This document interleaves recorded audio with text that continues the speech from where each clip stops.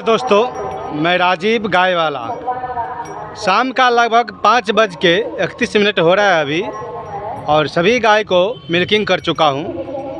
ये देख लीजिए, जितना भी गाय है सभी को मिल्किंग करके भोजन पे बांधा हूँ। लगभग 15 मिनट हो चुका है भोजन पे बांधे हुए, और अभी थोड़ा व्यस्त रहता हूँ क्योंकि हमारे खेत के यहाँ पे जग हो रहा है, इसके लिए थोड़ा ज़्यादा ही व्यस्त रहता हूँ।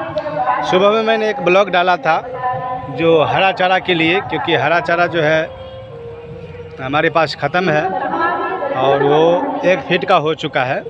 आप लोगों ने देखा होगा, क्योंकि आज मैं गया था उस खेत में देखने के लिए।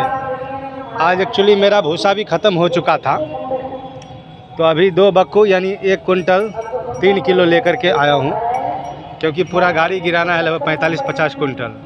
तो अभी थोड़ा थोड़ा करके लूँगा तो कुछ मतलब नहीं है। 2 कुंटल 4 कुंटल ले कुछ मतलब इतना खाएगी, क्योंकि जब तक गाड़ी नहीं गिरता है भूसे का तब तक सही नहीं रहेगा। और हमारे खेत में पंडाल टंगा हुआ है, तो अभी गाड़ी आ भी नहीं सकता है। ये देख रहे हैं, आपको नज़दीक जाकर दिखला रहा हूँ। तो अभी यहाँ पे मूर्ति रखा हुआ है, मूर्ति रखा हुआ है सभी भगवान का, इसके लिए देख रहे हैं। तो इधर से ही हमारा गाड़ी आएगा अंदर, यहाँ पे भूसा गिराया जाएगा। तब तक 10 दिन के अंदर भूसा गिराया जाएगा, फिर ये सब हट जाएगा, तभी 10 दिन लगेगा मेरे को। इसके लिए मैंने 102 किलो भूसा ले चुका हूँ, क्योंकि जब तक खाएगी फिर घटेगा तो फिर बीच में 1-2 कुंटल ले करके आ जाऊँगा। और एक ही साथ गिराने में अच्छा है। थोड़ा थोड़ा जब आप बक्कू में लेते हैं तो उसमें क्या होता है, भंगा हम लोग बोलते हैं, बक्कू बोलते हैं, उसके अंदर अगर आप लेते हैं भूसा, उसमें अभी कितना घटी जोखता है, क्या करता है मालूम ही नहीं पड़ता है। और एक साथ लेते हैं तो वो चलते रहता है। क्योंकि मैंने पिछले साल 15 कुंटल भूसे लिया था, जो लगभग 6 से 7 महीने तक जो है ना, 6 महीने तक जो है, तभी मेरे पास एक ही गाय था। तभी उसके हिसाब से 45 कुंटल मैं सोच रहा हूँ, अभी जितना हो जाए, 40 हो जाए, 45 हो जाए। फिर हरा चारा रहेगा, तो मान लीजिए एक बार हरा चारा स्टार्ट हो गया तो बरसात के टाइम में बहुत ही फ़ायदा है। क्योंकि देखिए, अगर हरा चारा है तो आपको भूसा का पैसे बच जा रहा है, और जो भी खेत है उसमें लगा देंगे, उस समय कोई टेंशन भी नहीं रहता। क्योंकि जितना भी खेत रहेगा उसको ज़्यादा जल्दी जो है बड़ा होगा, और काट के खिलाते रहिए, फिर से बड़ा होते रहेगा। इस समय जो अक्टूबर, नवंबर, दिसंबर, जनवरी, ये समय जो होता है ना, इसमें थोड़ा प्रॉब्लम हो जाता है, क्योंकि उसके लिए आपको खेती की व्यवस्था होना चाहिए।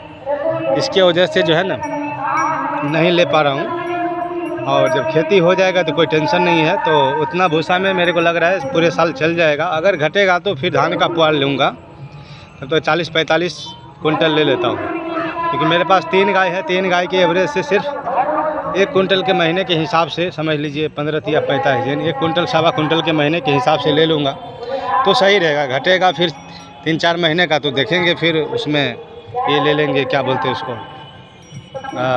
पुआल ले लेंगे, वो भी सही रहेगा। ठीक है। आज विशेष टॉपिक है, आज का विशेष टॉपिक ये है हमारा, जो खास करके लोग इस डेयरी फार्म में आना चाहते हैं, और डेयरी फार्म में आने के बाद थोड़ा सा मजबूर होकर फिर बंद कर देते हैं। इसके लिए आप लोग बिल्कुल ही मत घबराइए। डेयरी फार्म जो है ना बहुत बड़ा चीज़ है, ठीक है, बहुत बड़ा चीज़ है। उसमें सिर्फ आपको कंट्रोल जिस दिन में समझ में आ जाएगा, वो बैट्रिक का समझ जो बोलते हैं, जब बैट्रिक डाउन हो जाता है तो पावर सीज हो जाता है। इसके लिए अपना पावर कभी मत आप सीज होने दीजिए, ठीक है। डेयरी फार्म में इसी तरह घटता बढ़ता रहता है, कभी ऊपर आता है तो कभी नीचे जाता है। तो आपको बैटरी का समझ होना चाहिए, यानी जो आप कोई सामान खरीदते हैं उसका बेचने का जो है ना पूरा आपके पास अनुभव होना चाहिए, ठीक है। अगर अनुभव सही नहीं है तो फिर उसी में धोखा खा जाते हैं। हमारे यहाँ पे खास करके यही बात है। इसके वजह से थोड़ा मतलब समझ लीजिए जो बेचैन हो जाते हैं आदमी लोग। क्योंकि मान लीजिए अगर आपके पास खेती नहीं है तो आप बेचैन हो जाएंगे। आप सारा चीज़ अगर ख़रीद के, और एक्चुअली मैं भी ख़रीद के ही खिला रहा हूँ, और सारा चीज़ जब ख़रीद के खिलाएंगे तो फिर उसमें कितना बचाएंगे और कितना खिलाएंगे वो तो आपको ही सोचना पड़ेगा। तो डेयरी फार्म में कभी भी भूल कर ऐसा गलती काम ना करें आप लोग कि घबरा जाए और एकाएक बंद कर दें। ऐसा नहीं है, बहुत बड़ा प्लेटफॉर्म है जितना भी बढ़ाएंगे, क्योंकि मैंने ऐसा देखा हूँ पंजाब के अंदर जिसके पास 5 गाय था उसके पास आज 500 गाय है। क्योंकि मेरा वहाँ पे ससुराल ही है तो मैं जाता रहता हूँ और वहाँ पे मैंने देखा हूँ ऐसे ऐसे आदमी को जिसके पास 5 गाय था तो उसके पास 500 गाय है और बहुत बड़ा प्लेटफॉर्म बन चुका है। इसके अंदर आप जितना लगाएंगे, क्योंकि वहाँ पे क्या है देखिए, वो लोग भी कुछ इधर से उधर जब करते हैं तभी मालूम पड़ता है। क्योंकि बेरेका करके जो डेयरी है पंजाब के अंदर तो उसका कुछ अलग ही सिस्टम है। अब मान लें 500 गाय है तो क्वांटिटी ज़्यादा होता है। 30 लीटर 40 लीटर 35 लीटर दूध का एवरेज है गाय का, सभी गाय का। तो मेंटेनेंस भी है, लेबर कॉस्ट कम आता है। क्योंकि मान लीजिए अगर 100 गाय पे 10 लेबर रहेगा या 5 लेबर रहेगा, मान लीजिए 500 गाय में तो 50 लेबर रखते नहीं आदमी लोग, ठीक है, या 25 से 30 लेबर रखेंगे।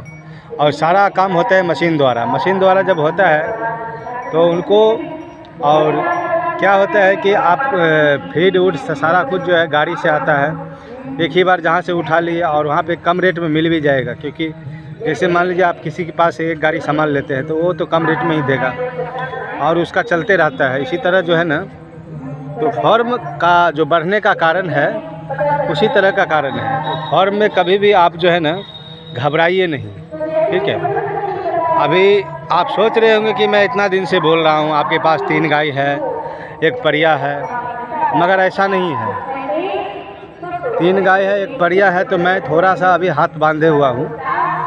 मेरा भी मन है कि 2-3 ले लूँ, और मगर क्या है, जैसे मेरे पास दूध बेचने का जैसे सिस्टम बन जाएगा तो फिर मैं ज़्यादा बढ़ाऊँगा। क्योंकि देखिए मैंने हिसाब लगाया हूँ, एक गाय को अगर ज़्यादा नहीं सिर्फ 12 से 13 लीटर दूध होगा ना, फिर भी हम इस टेक्निक से जो है ना मैं कमा लूँगा। जब मेरे पास खेत भी होना चाहिए, खेत मेरे पास है नहीं, और आपके पास भी होना चाहिए। ऐसा नहीं है कि नहीं है तो आप क्या पूरा बेचैन हो जाएंगे और फिर नहीं कर पाएंगे अच्छे से। तो ये सब करने के लिए आपके पास खेत का जुगाड़ होना चाहिए, या ठेका पे लीजिए या बटाई पे लीजिए। बटाई तो कुछ मतलब ही नहीं है, ठेका पे लीजिए। ठेके पे यानी साल भर का जितना किराया होता है खेती का, और थोड़ा बड़ा बड़ा खेत मिले तो बहुत ही अच्छा है, नहीं मिले तो छोटा भी खेत। और ख़ास करके बिहार के लिए ये है कि जो, और हमारा जो एरिया है तो बहुत कॉस्टली एरिया है। यहाँ पर मैं एक्चुअली खेत भाड़े किराए पे भी लेंगे तो 1500 रुपये जो है ना कट्ठा का पड़ेगा। यानी 1 बीघे का जो लगभग 30,000 रुपये पड़ जाता है। 1 बीघा में होता है 20 कट्ठा और 20 देर 30,000 पड़ जाता है। इसके लिए और एक खेत आपको मिलेगा नहीं। पानी पटाने के लिए आपको कम से कम, अगर आप 1 बीघा खेत लेते हैं तो कम से कम तो 4-5 खेत तो लेना ही पड़ेगा। तो किसी के पास इतना नहीं रहता कि अभी 10 कट्ठे वाले हैं, कोई लगाएगा कि नहीं लगाएगा, ऐसा टेंशन हो जाता है।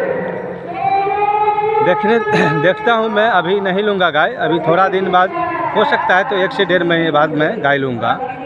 क्योंकि मैं अभी गाय बेचने पे निर्भर नहीं होना चाहता हूँ। क्योंकि आप गाय खरीदिए और बेचिए, ये कुछ मतलब ही नहीं है। गाय आप ढंग का लीजिए और ढंग से रखिए और ढंग से जो है ना गाय को सेवा कीजिए। मिल्क से भी आप कमा सकते हैं, ऐसा नहीं है कि मिल्क से भी कमा सकते हैं। अगर मान लीजिए आपके पास 10 गाय है, मिनिमम मैं बोलता हूँ 70 से 80 रुपये भी बचता है रोज़ का, तो 800 रुपये 700 रुपये रोज़ का बच जाएगा, ठीक है। अगर उसमें अगर आप टेक्निक लगाएंगे तो हो सकता है 100 रुपये भी बच जाए, 200 रुपये भी बच जाए गाय के ऊपर। तो ये सब टेक्निक लगाने की बात है। तो अभी फ़िलहाल जो है ना, मैंने जो इसके अगले वीडियो में बताया था कि हरा चारा ये सब कुछ होना चाहिए अपने पास, तो सब सही है। अगर नहीं होगा तो फिर प्रॉब्लम है। प्रॉब्लम क्या है कि मान लीजिए आप सारा कुछ खरीद के खिला रहे हैं, सारा कुछ खरीद कर खिला रहे हैं और आप शहर में नहीं है, गांव देहात से हैं।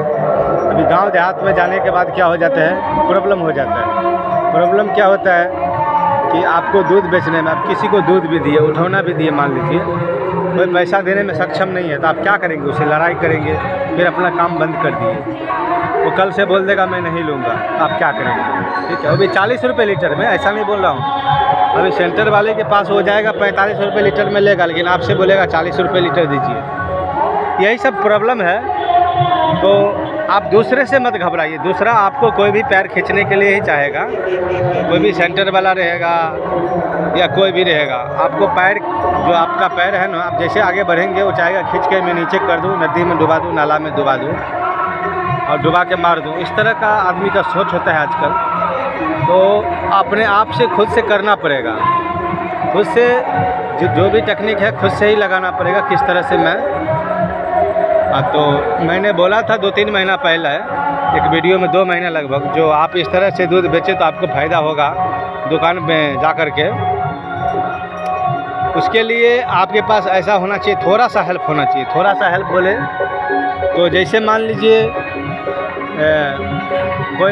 आपका घर का सदस्य है, कोई दुकान करता होगा, उसको शहर के टाइप भेज दीजिए, शहर में।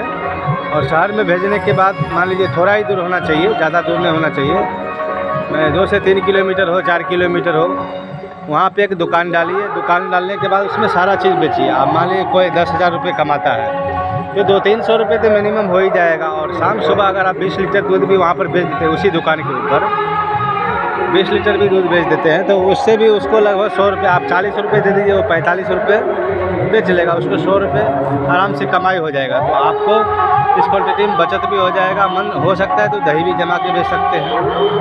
तो ये सब देखना पड़ता है। और जब आपके पास पैसा रहेगा तो आपको कोई प्रॉब्लम ही नहीं रहेगा। पैसा जब तक नहीं है तब तक ही प्रॉब्लम है। यही सब बात है, आप लोग से शेयर कर रहा हूँ कि कभी भी आप बेचैन मत होइए। और घबराहट देने के लिए दुनिया में आदमी पड़े हुए हैं, बहुत सारे लोग आपको सिर्फ पैर खींचने के लिए तैयार होंगे, और आप अपना दिमाग से ही आगे बढ़ सकते हैं। इसके लिए इस वीडियो को ज़्यादा से ज़्यादा शेयर करिए, लाइक करिए और ज़्यादा से ज़्यादा देखिए। और जो अभी तक सब्सक्राइब नहीं किए हैं वो भी कर लीजिए। थैंक यू, बहुत बहुत धन्यवाद। मैं राजीव गाय वाला।